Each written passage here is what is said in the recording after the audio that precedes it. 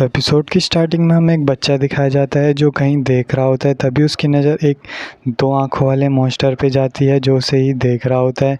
तभी वो मॉन्स्टर भी उसको देख लेता है और वो बच्चा वहाँ से भागने लग जाता है। तभी वो मॉन्स्टर भी उसको देखकर उसका पीछा करने लग जाता है और तभी वो मॉन्स्टर दौड़ते-दौड़ते उसके सामने आ जाता है और कहने लगता है कि हे बच्चे, तुम कौन हो? मैंने तो तुम्हें पहले यहाँ कभी नहीं देखा। तभी वो बच्चा उसको देख के डरने लग जाता है। तो वो कहता है कि अगर तुम्हें अपनी जान प्यारी है तो सारे पैसे निकाल के मुझे दे दो।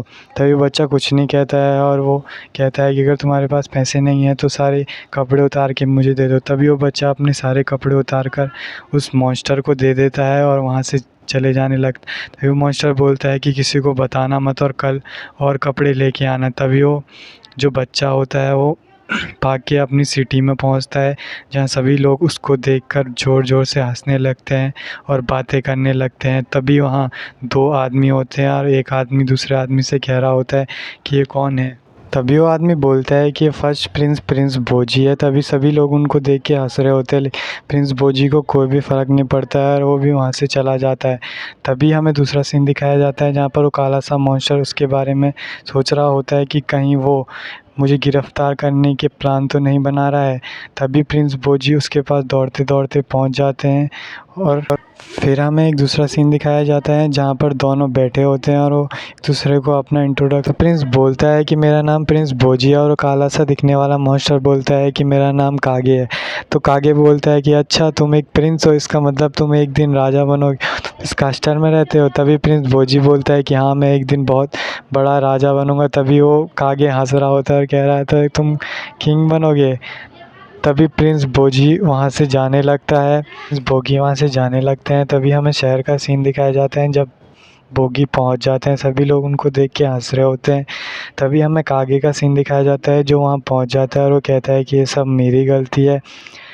तभी हमें दूसरा सीन दिखाया जाता है जहाँ पर एक लड़की होती है और जो उनको देखकर तभी वो बच्ची सोच रही होती है कि कुछ बोल क्यों नहीं रहे हैं। तभी हमें दूसरा सीन दिखाया जाता है जहाँ पर सभी बच्चे प्रिंस भोजी को देखकर बहुत ही खुश हो रहे होते हैं और हंस रहे होते हैं उनके ऊपर और कह रहे होते हैं कि कुछ बोल क्यों नहीं रहा है। तभी भीड़ में से एक आदमी बोलता है कि कुछ लोगों के पास कान तो होता है लेकिन वो सुन नहीं सकते हैं। तभी वो शर्माते हुए प्रिंस भोजी वहाँ से जाने लगता है और दौड़ते दौड़ते कास्टल की। तभी प्रिंस भोजी कुछ नहीं बोलते हैं और वहाँ से जाने लगते हैं। तभी हमें सीन दिखाया जाता है कि प्रिंस भोजी दौड़ते दौड़ते कास्टल की ओर दौड़ने लग जाते हैं और वहाँ पहुँच जाते हैं और हमें कास्टल का अंदर का सीन दिखाया जाता है जहाँ पर सभी सैनिक उनको देखते हुए हंस रहे होते हैं और प्रिंस भोजी अंदर जा रहे होते हैं। तभी हमें एक दूसरा सीन दिखाया जाता है जहाँ पर हमें प्रिंस भोजी कास्टल के अंदर जा रहे होते हैं। तभी अचानक से उनके सामने वहाँ की क्वीन आ जाती है और हमें इंट्रोड्यूस कराया जाता है क्वीन से, जिनका नाम क्वीन हाइलिंग होता है, जो मदर होती है दाहिदा की। फिर हमें एक दूसरा आदमी दिखाया जाता है जिसका नाम होता है जस्टिस मिनिस्टर सैंडियो। फिर हमें एक दूसरा आदमी दिखाया जाता है जो बिग 4 में से एक होता है स्वॉर्ड मास्टर डोमास। फिर हमें एक दूसरा आदमी दिखाया जाता है जो sphere of the king APs होता है, जो बिग 4 में से एक होता है।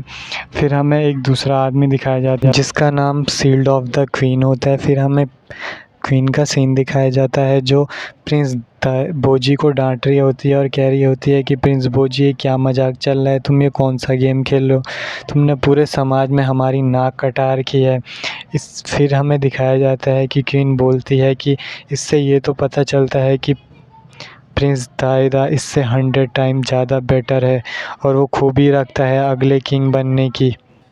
तभी क्वीन वहाँ से गुस्सा होकर जाने लगती है और एक सैनिक को बोलती है अपनी यूनिफॉर्म सही करो। तभी हमें दूसरा सीन दिखाया जाता है जहाँ पर कागे बोलता है कि ये कितनी बुरी है। फिर हमें दिखाया जाता है दूसरे सीन में कि स्वॉर्ड मास्टर डोमास उसको समझा रहा होता है इशारों में कि आपको प्रिंस ने बुलाया है और जाके आप कपड़े पहनिए। तभी हमें दिखाया जाता है कि प्रिंस भोजी कमरे में जाकर कपड़े पहनते हुए रो रहे होते हैं। तभी प्रिंस भोजी किंग के बुलावे के आदेश अनुसार उनके पास जाते हैं। तभी हमें दूसरे सीन में दिखाया जाता है जहाँ कागे भी उनके रूम में पहुंच जाता है और सोच रहा होता है कि आज तक जो भी प्रिंस भोजी सब सह रहे थे तभी कागे भी उसके पीछे जाने लगता है और हमें दिखाया जाता है कि अचानक से कागे के सामने एक तलवार आ जाती है। वो तलवार किसी और की नहीं, स्नेक हैंडलर बेबिन की होती है और वो कह रहा था कहीं तुम शैडो क्लेन के मेंबर तो नहीं।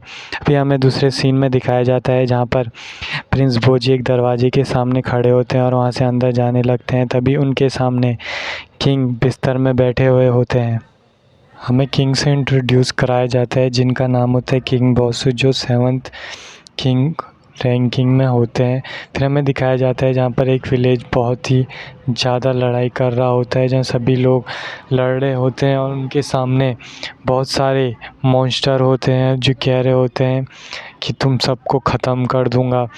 तभी अचानक से सभी लोग डरे हुए होते हैं। तभी पीछे से एक आदमी आता है जो हमें दिखाया जाता है कि बहुत ही गुस्से में उनकी तरफ देख रहा होता है और तेज़ी से उनकी तरफ दौड़कर एक-एक को मार रहा होता है।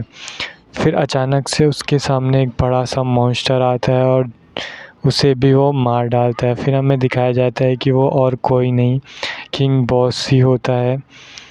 फिर यहीं से सभी लोग उनको देखकर खुशियाँ मना रहे होते हैं कि उन्होंने कैसे सारे शर को ख़त्म कर दिया और यहीं से उनकी शुरुआत होती है। फिर हमें दोबारा से कास्टल का सीन दिखाया जाता है जहाँ पर किंग बोलता है कि प्रिंस बोजी, ये मैं क्या सुन रहा हूँ, तुम बिना कपड़ों के पूरे शहर में जा रहे थे।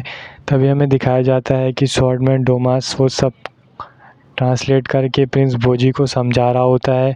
तभी अचानक से किंग बोलते बोलते उनके मुंह से खून निकल जाता है और वो प्रिंस बोजी को अपने पास बुलाता है कि तुम फर्स्ट लेड क्वीन के बेटे हो, तुम्हारे हाथ कितने सॉफ्ट है जबकि दादा के हाथ कितने ज़्यादा स्ट्रॉन्ग है, तुम्हें और ज़्यादा स्ट्रॉन्ग बनना होगा।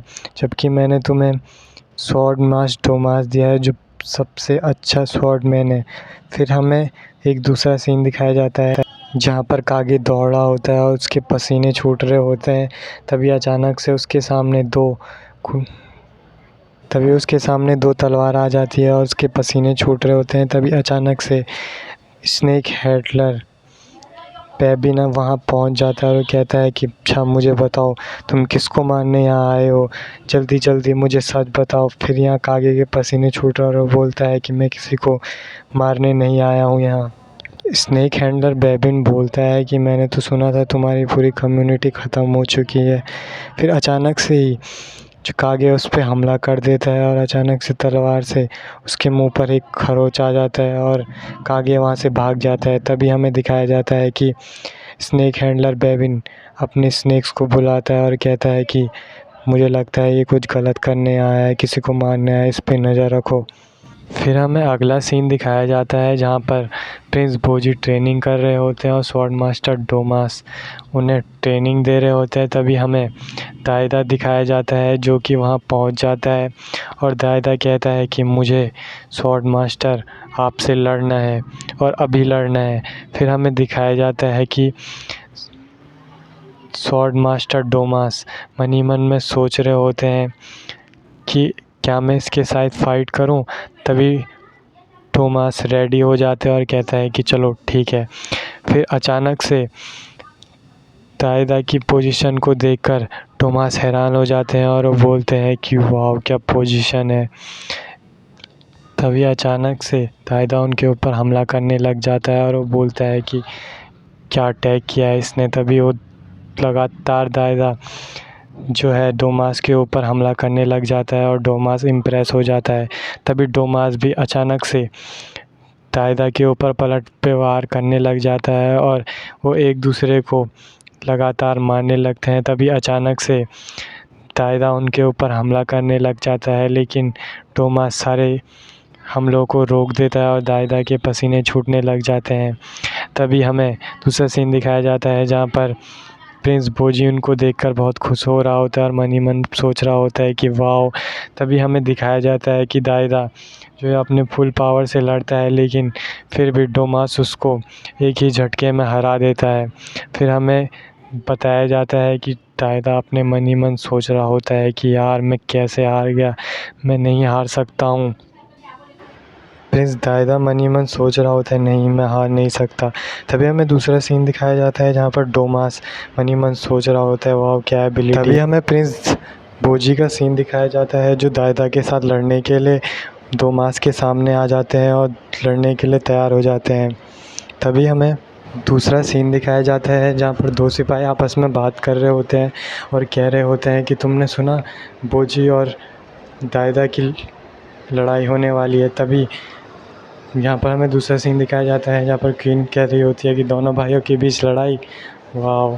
तभी हमें बैटलफील्ड का सीन दिखाया जाता है जहाँ पर प्रिंस दायदा और बोजी लड़ने के लिए तैयार हो जाते हैं। तभी हमें बैटलफील्ड का सीन दिखाया जाता है जहाँ पर दो सैनिक आपस में बात कर रहे होते हैं और कह रहे होते हैं कि तुम्हें क्या लगता है कौन जीतेगा।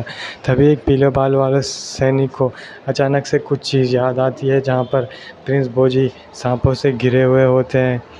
और फिर हमें एक दूसरा सीन दिखाया जाता है जहाँ पर प्रिंस बोजी और प्रिंस दायदा लड़ने के लिए तैयार होते हैं।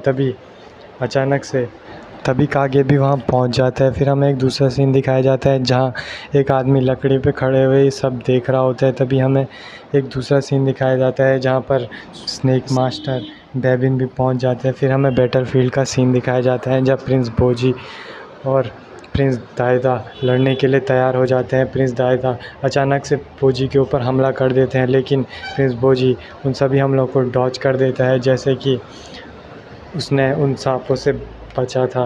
तभी हमें बैटलफील्ड का दोबारा से सीन दिखाया जाता है जहाँ पर प्रिंस दायदा लगातार प्रिंस बोजी के ऊपर हमला करते हैं, लेकिन प्रिंस बोजी उन सभी हमलों को डॉज कर देते हैं और अचानक से प्रिंस दायदा के सर पे उस लकड़ी से मार देते हैं और सभी लोग उस को देखकर हैरान हो जाते हैं। यहीं पर हमारा एपिसोड ख़त्म हो जाता है। अगर आपको वीडियो अच्छी लगी तो चैनल को लाइक, शेयर एंड सब्सक्राइब करना ना भूलिए। Thank you so much for watching.